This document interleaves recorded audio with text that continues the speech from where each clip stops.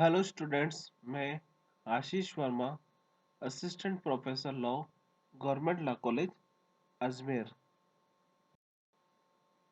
आज हम LLB third year paper 3.5 penology, victimology and forensic science अर्थात दंडशास्त्र, प्रपीड़न शास्त्र एवं न्यायिक विज्ञान विषय पर चर्चा करेंगे।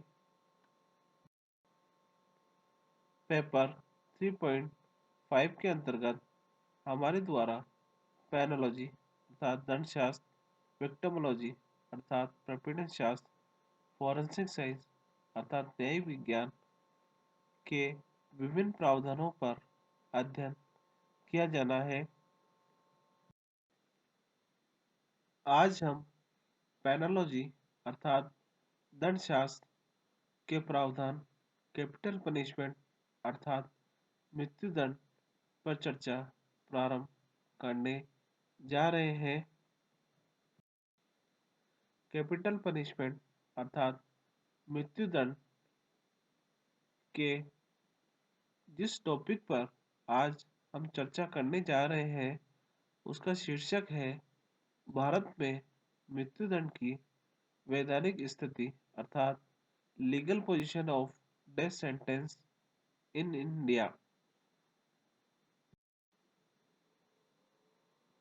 Legal position of death sentence in India अर्थात भारत में मृत्युदंड की वैधानिक स्थिति के अंतर्गत भारतीय दंड संहिता में निम्नलिखित अपराधों के लिए मृत्युदंड का प्रावधान किया गया है।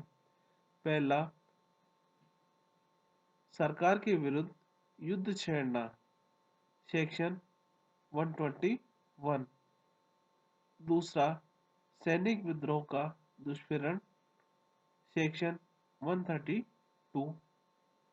तीसरा, किसी व्यक्ति की मृत्यु दंड से दंडनीय किसी अपराध के लिए दोष सिद्धि के लिए मिथ्या साक्ष्य गणना, सेक्शन 194।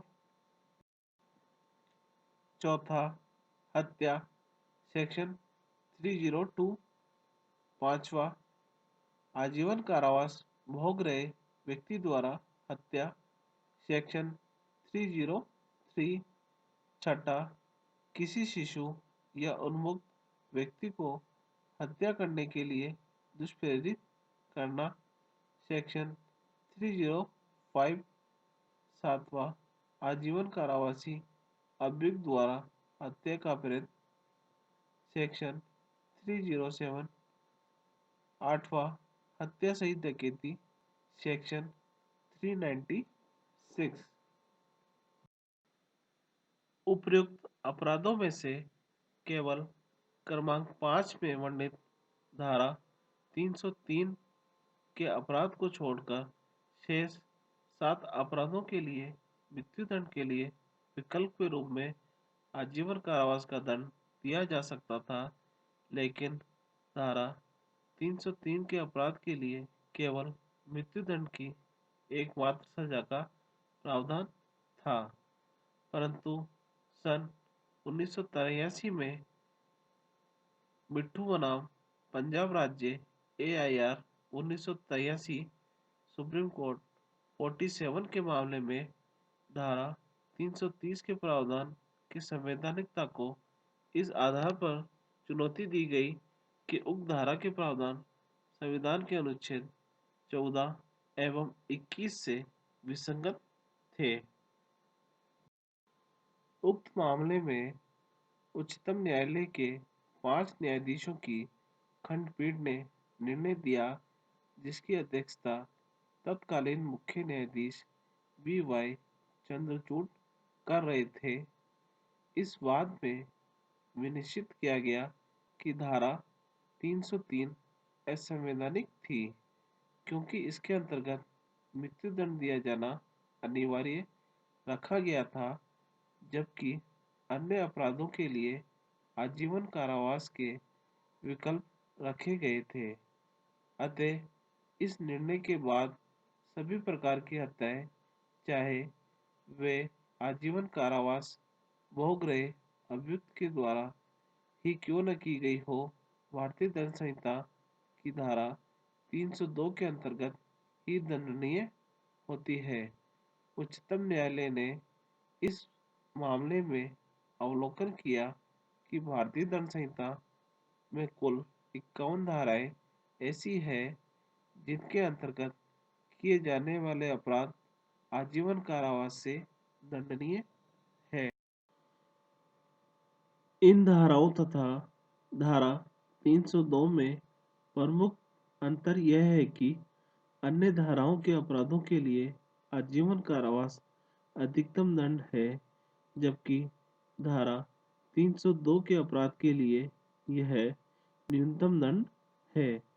इस संदर्भ में दंड प्रक्रिया संहिता 1973 की धारा 235(2) का उल्लेख करते हुए विद्वान न्यायाधीश ने आगे कहा कि यद्यपि इस धारा के अंतर्गत अभियुक्त को दिए गए दंड के बारे में सुने जाने का अधिकार प्राप्त है, फिर भी जब भारतीय दंड संहिता की धारा 303 में केवल मृत्युदंड के एकल दंड का ही प्रावधान है, तो यहाँ दंड प्रक्रिया संहिता की धारा 235 की उपधारा 2 के प्रावधान निरर्थक हो जाते हैं, क्योंकि न्यायालय को स्वयं की धारा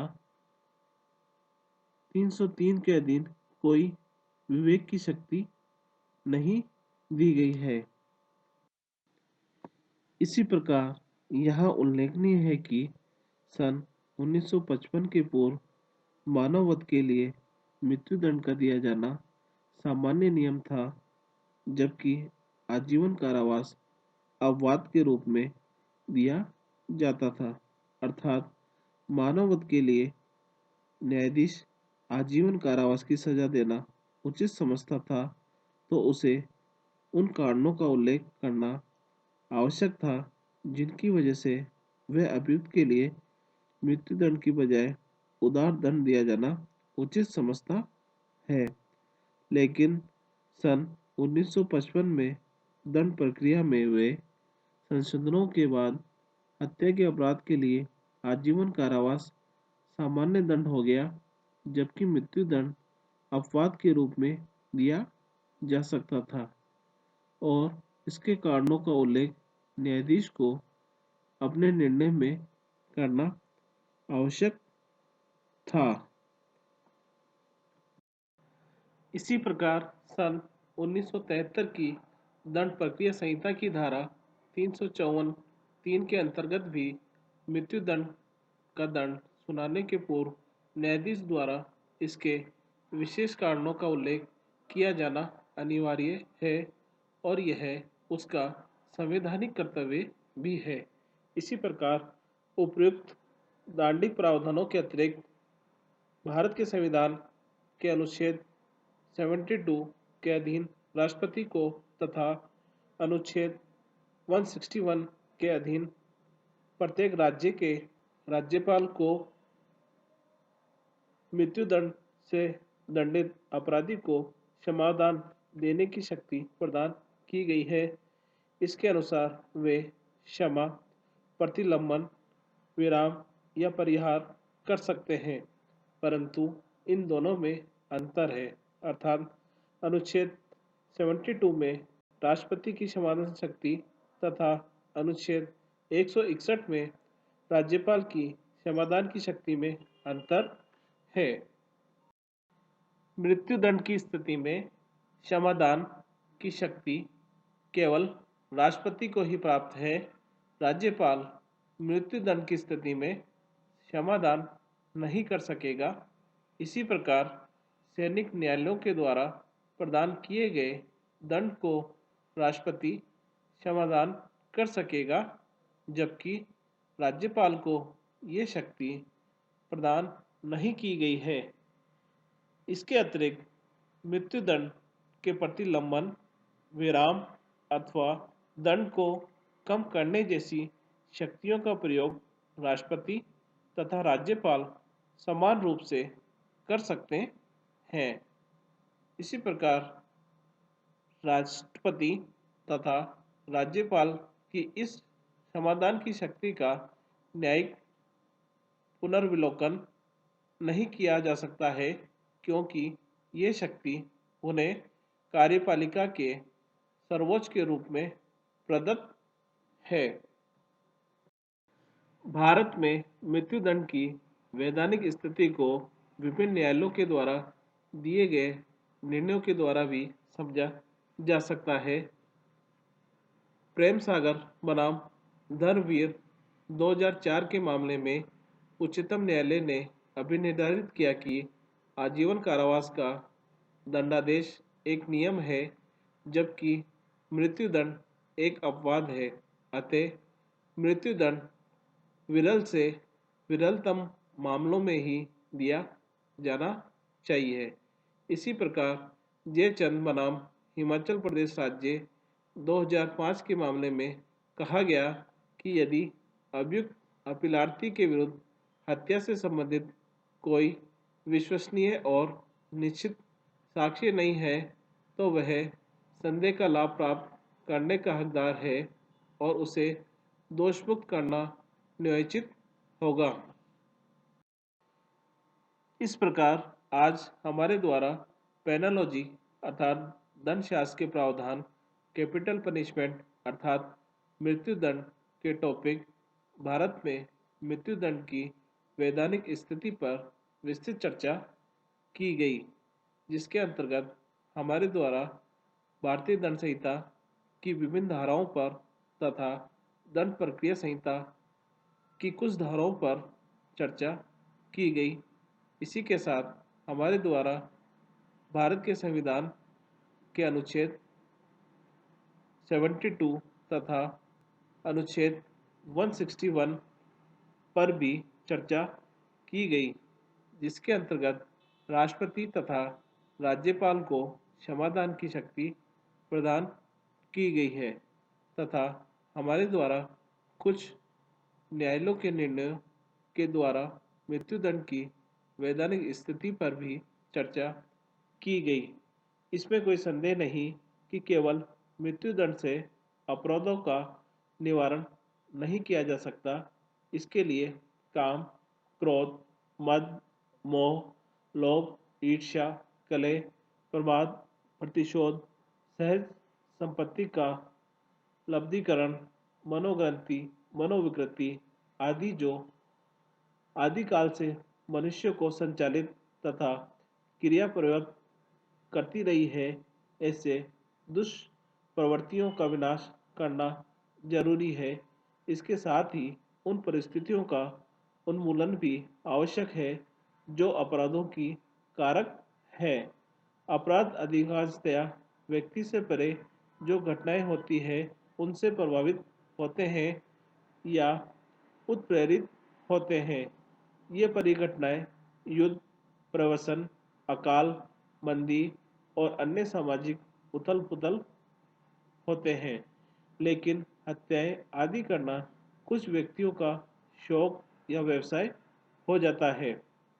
ऐसे व्यक्ति कारण, अकारण या तुच्छ कारणों से हत्याएं कर देते हैं और हत्याएं करने के आदी हो जाते हैं, जैसे रंगा बिल्ला केस, कनपट्टी मार शंकरिया केस इत्यादि। इनको अभ्यस्त अपराधी तथा वर्तिक अपराधी की संज्ञा दी जा सकती है। ऐसे अपराधियों को मृत्युदंड दिया जाना न्यायिक दृष्टि से पूर्णतया उचित है, अन्यथा निर्मम हत्यारों के मन में मृत्यु का भय ही समाप्त हो जाएगा और इन घोर अपराधियों के लिए मानव जीवन का मूल्य गाजर मूली की तरह रह जाएगा। दूसरी ओर कुछ व्यक्ति ऐसे भी होते हैं जो किन्हीं परिस्थितियों वश या स्वार्थ अथवा आवेश वश अपराध कर बैठते हैं। ऐसे व्यक्ति बाद में प्रायश्चित भी करते हैं और उनमें सुधरने की संभावनाएं होती है। आपराधिक मनोविज्ञान के अंतर्गत ऐसे अपराधियों को आकस्मिक, परिस्थितिक, दायित्वहीन, मनस्तापी, मनोविक्षिप्त, मनोवर्ती अपराधी में से किन्हीं एक या अधिक श्रेणी में रखा जा सकता है। सारांश में कहा जा सकता है कि मृत्यु दंड का उन्मूलन तो नहीं करना चाहिए कि किंतु मृत्यु दंड की सजा के लिए बड़ी सावधानी पूर्वक वैज्ञानिक निर्णय होने चाहिए। अर्थात जिन आधारों पर मृत्यु दंड का निर्धारण किया जाए वे बहुत ही स्पष्ट हों। अतः गंभीर अपराधों के लिए अभ्यस्त अपराधी अथवा वर्तिक अपराधी को मृत्युदंड की सजा अवश्य दी जानी चाहिए, क्योंकि अन्य दंड इसकी जगह नहीं ले सकते। यही कारण है कि मृत्युदंड निष्ठुर एवं गंभीर अपराधियों को नियंत्रण में रखने के लिए पर्याप्त सहायता करता है। जहाँ तक संभव हो सके अपराधियों की मानसिक चिकित्सा की जानी चाहिए और जो अपराधी सुधार योग्य न हो उनसे कारागार में आजीवन कठोर श्रम लिया जाना चाहिए और इस श्रम से हुई आय का कुछ भाग अपराधी के आश्रितों को भी दिया जाना चाहिए तथा मृत्युदंड गंभीर किस्म के अपराधियों को विरल से विरलतम मामले में ही दिया जाना चाहिए। धन्यवाद।